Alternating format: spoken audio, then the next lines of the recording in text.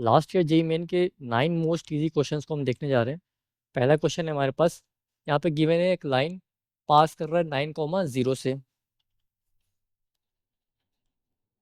और कहा गया है कि 30 डिग्री बना रहा है ये line with positive direction of x axis. अब इस लाइन को रोटेट किया गया about point A through an angle of 15 degree in the clockwise direction, means इस डायरेक्शन में 15 डिग्री रोटेट किया गया है इसे अबाउट द पॉइंट ए। तो अब ये पॉजिटिव एक्स एक्सिस से कितना एंगल बना रहा है, 15 डिग्री। तो इस लाइन का स्लोप क्या हो जाएगा, 10-15 डिग्री विच इज़ 2 माइनस √3। और ये लाइन ए 9,0 से पास कर रहा है। तो इस लाइन का इक्वेशन क्या हो जाएगा, जब हमें पॉइंट पता है और लाइन की स्लोप पता है तो इक्वेशन हो जाएगा y-0। इसे सिंप्लीफाई करते हैं, इस टर्म को राइट साइड ले जाते हैं, तो इक्वेशन आ गया हमारे पास x plus y upon √3 minus 2 is equal to 9। X plus y upon √3 minus 2 is equal to 9, option A. यहाँ पे दिया है ऐसे जो है sum of first n term से ऑफ अर्थमेटिक प्रोग्रेशन। लेट इस अर्थमेटिक प्रोग्रेशन का फर्स्ट टर्म ए है और कॉमन डिफरेंस डी है। S20 दिया हुआ है 790। तो यहाँ पे एस एन का फॉर्मूला अप्लाई करेंगे तो क्या हो जाएगा हमारे पास, ये मिलेगा। इसे फर्दर सिंप्लीफाई करते हैं, ये आ गया हमारे पास इक्वेशन 1। अगेन हमें दिया हुआ है S10 की वैल्यू 145 है। अगेन यहाँ पे एस एन का फॉर्मूला अप्लाई करेंगे तो हमें मिलेगा। इसे फर्दर सिंप्लीफाई करते हैं, ये आ गया हमारे पास इक्वेशन 2। अब इन दो इक्वेशन से हम ए और डी की वैल्यू फाइंड आउट करते हैं। इक्वेशन 2 को सब्ट्रैक्ट करते हैं इक्वेशन 1 से, तो हमें मिलेगा 10D इज इक्वल टू 50। तो यहाँ से हमें डी की वैल्यू क्या मिल जाएगी, 5। अब इस डी की वैल्यू को पुट करते हैं इक्वेशन 2 में, तो मिलेगा 2A प्लस, यहाँ से 2A क्या आ जाएगा, 2A आ जाएगा -16। तो यहाँ से A की वैल्यू आ गई -8। अब हमें फाइंड आउट करना है S15 माइनस S5। अगेन यहाँ पे एस एन का फॉर्मूला अप्लाई करते हैं तो हमें मिलेगा। अब यहाँ पे ए और डी की वैल्यू पुट करेंगे तो ये सिंप्लीफाई होकर आंसर हमारे पास आ जाएगा 395, तो विच is option A. Next question देखते हैं। यहाँ पे अल्फा बीटा गामा हमें दिया गया है इस पॉइंट का फुट ऑफ परपेंडिकुलर इस लाइन पे। पॉइंट है हमारे पास 1,2,3। लेट इसका फुट ऑफ परपेंडिकुलर क्यू है। तो इस लाइन पे जनरल पॉइंट क्या हम कंसीडर कर सकते हैं, ये हो जाएगा 5 लैम्डा -3, 2 लैम्डा +1, 3 लैम्डा -4। अब पी क्यू लाइन का डायरेक्शन रेशियो क्या हो जाएगा, 5 लैम्डा -3 -1। अब क्योंकि ये फुट ऑफ परपेंडिकुलर है तो पी क्यू लाइन इस लाइन के परपेंडिकुलर है, तो मतलब इनके डायरेक्शन रेशियो के प्रोडक्ट का सम क्या होगा, 0 होगा। अब इस एक्सप्रेशन को सिंप्लीफाई करेंगे तो हमारे पास लैम्डा की वैल्यू निकल के आएगा 43/38। ये फुट ऑफ परपेंडिकुलर हमें दिया गया अल्फा बीटा गामा, ये अल्फा है, ये बीटा, ये गामा। हमें फाइंड आउट करना है 19 प्लस सम की वैल्यू। तो 19 alpha plus beta plus gamma क्या हो जाएगा, 5 2 7 3 10 लैम्डा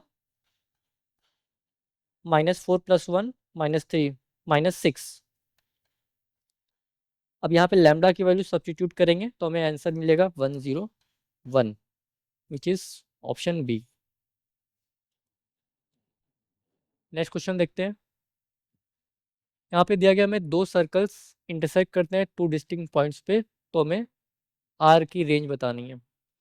अगर कोई भी दो सर्कल इंटरसेक्ट करते हैं दो डिस्टिंक्ट पॉइंट पे तो इसके लिए कंडीशन क्या होता है, R1 माइनस R2 का mod less than C1 C2 less than R1 plus R2।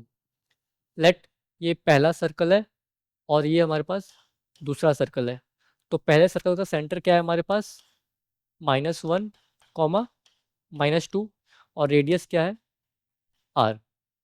दूसरे सर्कल का सेंटर क्या है, 2, 2, और रेडियस क्या हो जाएगा, g square plus f square minus c, 4 + 4 - 4 which is 2। अब दोनों के सेंटर के बीच में डिस्टेंस क्या हो जाएगा, 2 + 1 3 का होल स्क्वायर, 2 + 2 4 का होल स्क्वायर विच इज़ 5। अब उस कंडीशन को अप्लाई करते हैं, R1 - R2 का मॉड मीन्स R - 2 का mod less than C1 C2, 5 less than R1 + R2। तो यहाँ पे हमारे पास दो इनइक्वालिटी मिली है। पहली इनइक्वालिटी है R + 2 इज़ ग्रेटर देन 5, यहाँ से हमारे पास मिल रहा है R is greater than 3। Second inequality है R - 2 का मॉड इज़ लेस देन 5, तो यहाँ से मिलेगा हमें -5 less than R - 2 less than 5, तो यहाँ से हमें मिलेगा -3 less than R less than 7। तो यहाँ से हमें R की कॉमन वैल्यू मिलेगी, R is greater than 3 and less than 7, which is option C. Next question देखते हैं। यहाँ पे दिया गया length of minor axis of ellipse जो है half of distance between foci के इक्वल है। तो माइनर एक्सिस का लेंथ क्या हो जाएगा, 2b, और half of distance between foci क्या होता है, 2a। तो यहाँ से हमें 2b क्या मिल गया, ae, और b/a क्या मिल जाएगा हमारे पास, e/2। हमें इसकी इसेंट्रिसिटी फाइंड आउट करना है। तो ई स्क्वायर पता है क्या होता है, ई स्क्वायर 1 - b² b² क्या हो जाएगा, e²/4। तो यहाँ से हमें मिलेगा 5e² / 4 इज इक्वल टू 1। तो यहाँ से e² आ गया 4/5, तो यहाँ से इसेंट्रिसिटी आ गया 2/√5, विच is option D. Next question देखते हैं। यहाँ पे m मीडियन दिया गया है इस फ्रीक्वेंसी डिस्ट्रीब्यूशन का। यहाँ पे क्लास इंटरवल दिया गया है, इनकी फ्रीक्वेंसी दी गई है। अब यहाँ पे हम क्यूमुलेटिव फ्रीक्वेंसी फाइंड आउट करते हैं। तो हमारे पास n निकल के आ गया 36। तो n/2 क्या होगा, 18। 18 मतलब हमारा मीडियन क्लास हो गया ये। तो हमारे पास l की वैल्यू क्या आ गया, 8। n हमारे पास है 36। क्यूमुलेटिव फ्रीक्वेंसी क्या हो गया, 12। फ्रीक्वेंसी क्या हो गया, 10। और क्लास साइज है हमारे पास 4।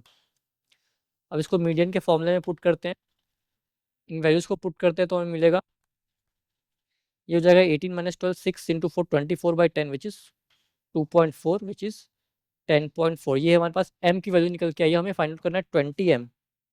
20m हो जाएगा 20 × 10.4 which is 208, which is option D. Next question देखते हैं।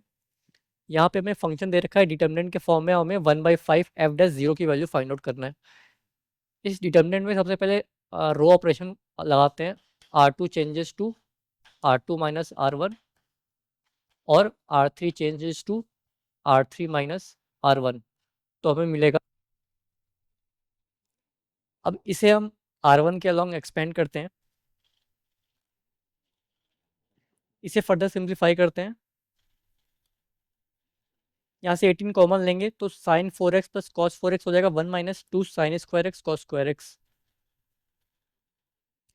इसे एक्सपेंड करते हैं 18 माइनस, यहाँ से 2 इसमें मल्टीप्लाई करेंगे तो ये हो जाएगा 4 sin² x cos² x which is sin² 2x। तो ये हो जाएगा 9 sin² 2x। यहाँ पे हमारे पास आ जाएगा 18 + 27 विच इज़ 45। ये आ गया हमारे पास fx। तो यहाँ से f' क्या आ जाएगा, कांस्टेंट का डिफरेंशिएशन 0। तो यहाँ से f' भी क्या आ जाएगा हमारे पास, 0 आ जाएगा। तो 1/5 × 0 क्या हो जाएगा, 0। तो फाइनल आंसर हमारे पास ऑप्शन ए। नेक्स्ट क्वेश्चन देखते हैं। यहाँ पे ए सी पॉइंट्स दिए हुए हैं, coordinates of a parallelogram ABCD, और डायगोनल BD हमें गिवन है। लेट्स से AC डायगोनल हमारे पास D1 है और BD डायगोनल हमारे पास D2 है। तो D1 डायगोनल क्या हो जाएगा, position vector of this minus position vector of this, और D2 डायगोनल क्या है, BD हमें गिवन है, तो एरिया ऑफ पैरेललोग्राम क्या हो जाएगा, हाफ D1 क्रॉस D2 का mod. D1 cross D2 find out करते हैं। अब इसे एक्सपेंड कर लेते हैं, इसे फर्दर सिंप्लीफाई करते हैं तो हमें मिलेगा, अब D1 क्रॉस D2 का मॉड क्या हो जाएगा, square root 17 square plus 8 square plus 11 square, इसे ऐड करने पर हमें मिलेगा root 474।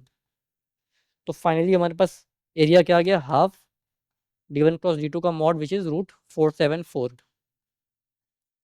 Which is option B. Next question देखते हैं।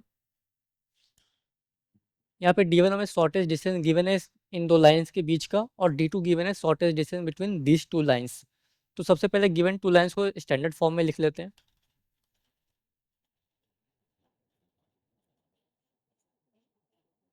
अब इस लाइन पे पॉइंट क्या हो जाएगा, माइनस आई कैप, और इस लाइन के पैरेलल वेक्टर क्या हो जाएगा, आई कैप प्लस 1/2j माइनस 1/12 के। सिमिलरली इस लाइन पे पॉइंट क्या हो जाएगा, -2i माइनस 2j प्लस के, और इस लाइन के पैरेलल वेक्टर क्या हो जाएगा, आई कैप प्लस जे कैप प्लस 1/6 के कैप। अब हमें shortage distance between two lines का फॉर्मूला पता है। अब इसे सिंप्लीफाई करेंगे तो हमारे पास D1 निकल के आएगा 2। सिमिलरली इसी फॉर्मूले से हम D2 फाइंड आउट कर सकते हैं, तो D2 हमें मिलेगा 192/16√3। अब हमें फाइंड आउट करना है 32√3 इंटू D1 है हमारे पास 2, और D2 क्या है 192 इंटू 16√3। इसे फर्दर सिंप्लीफाई करेंगे तो हमारे पास फाइनल आंसर निकल के आएगा 16। तो आंसर हो गया हमारे पास 16।